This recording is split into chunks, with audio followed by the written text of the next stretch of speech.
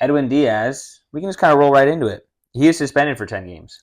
Yeah, And I don't know if that. I feel like that's one of those mental things where he was so dominant for whatever 2 years.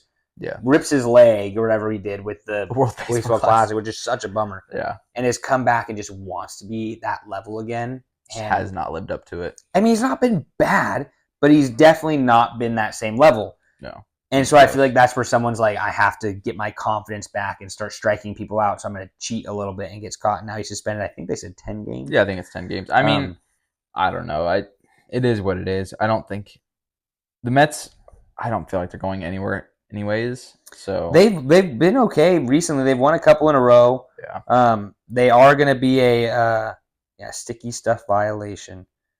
He's probably said something stupid. I'm not going to listen to him. I did not know it was. I did not know it was sticky stuff. Like, okay, well, it was. Yeah, I don't know. I don't know if the Mets are still going to be sellers. I think they are. I think they're too high. Because what are they? They're a game out of the wild card. Yeah. But the NL wild card sucks. I mean, it's all 500. Like, there's the Mets will not go anywhere in the postseason. No, I agree with you on that. And it's like, I know their owner's super rich, right? Steve Cohen. Yeah, pretty sure. I think that's who it is. And spent so much money to literally give it all away. Yeah, I mean, you have like Lindor, who's never lived up. He fell apart after he left Cleveland, and then you had Scherzer, Verlander, DeGrom. Oh yeah, I forgot Verlander was on that team too for a second. Yeah, and then obviously, what are you gonna do with Pete Alonso? And Diaz is a decent. He was expensive. You had Cano too. Yeah, I think Cano's done now. He is, but they had his contract. So yeah, I don't know. I don't think they do sell because I think if they make the playoffs, they will.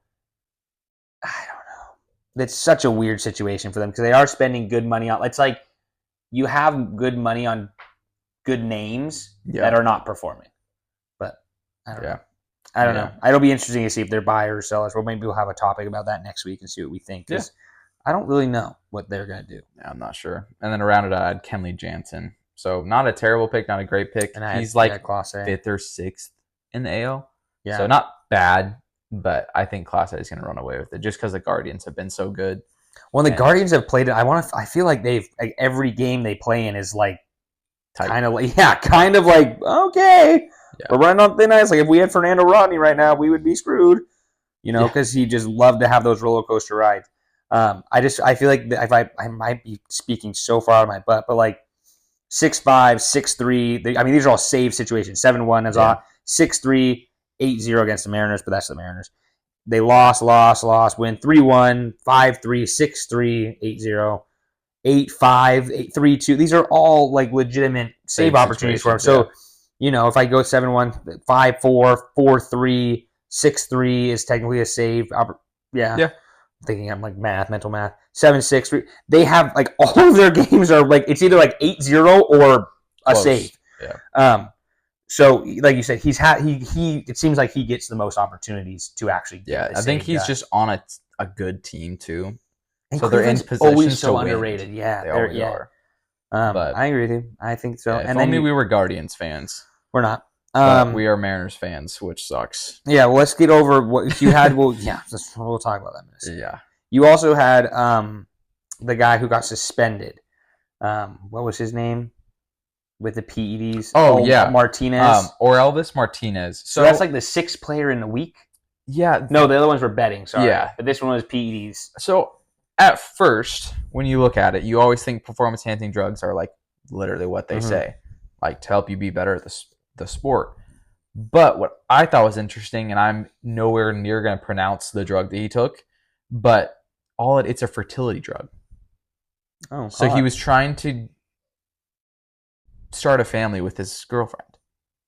So who knows how that drug actually works, and if it does make him better, if it's not, who knows if he's actually going to start a family. But if you think about it too, like that does enhance, I would guess, testosterone levels. I'm just gonna say it's either that or like just healing capabilities as far as like it could. But 80 games.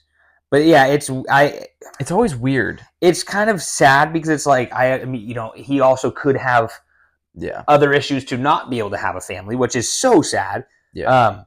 But the thing, you just never know. And it's like he's 22 and he for the most part, but again, it's hard to know if that's what he's actually Yeah, is that the truth? We have no idea. Like, exactly. I don't know. So it's hard to know, but yeah. So he it's just a weird situation for him. Kind of sucks because I think he was called up because Bo Bichette was hurt. Or at least he's on the IL he's for a played. little bit. He's played pretty got good. His first hit. Yeah, he's been. And he fine. only played 2 days. Mm-hmm. He got suspended 2 days after he got called up.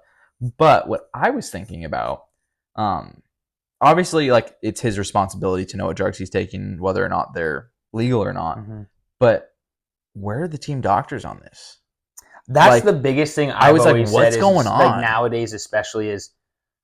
So again, this kind of goes into like our next kind of question you had was the Hall of Fame. Yeah. How does that all work? Because I always looked at it and said, in Mark McGwire, Sammy Sosa era, one, there was no rule for like there was like rules you can't literally like inject, but like these type of things. Well, that's what I'm talking about. Like, yeah, they were totally fine. They had no rules against them, and you could hear it in the 30 for 30 with both of those guys. And Mark McGwire sits there and goes, "These were not against the rules. I knew the rules. I followed the rules. I talked to my doctors. I knew exactly how much I was taking, but whatever." Yeah. And so you look at it and you're like, okay, he knew what he was doing. It's legal. And then you look at this and you go, yeah, where, like, how does, like, I mean, even at Central, it was basically like, if you drink too much coffee and you don't pass a drug test, you could get suspended.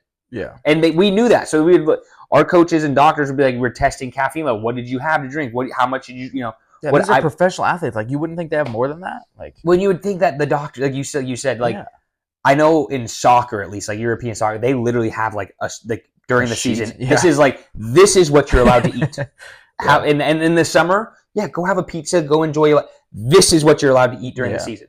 And I know that sounds really intense, but it's like you're a professional athlete. That's your job. Well, yeah, and a lot of these teams and stuff are going, "Hey, Aaron Judge, we're paying you $50 million, whatever the heck the number is. We're going to tell you what to eat."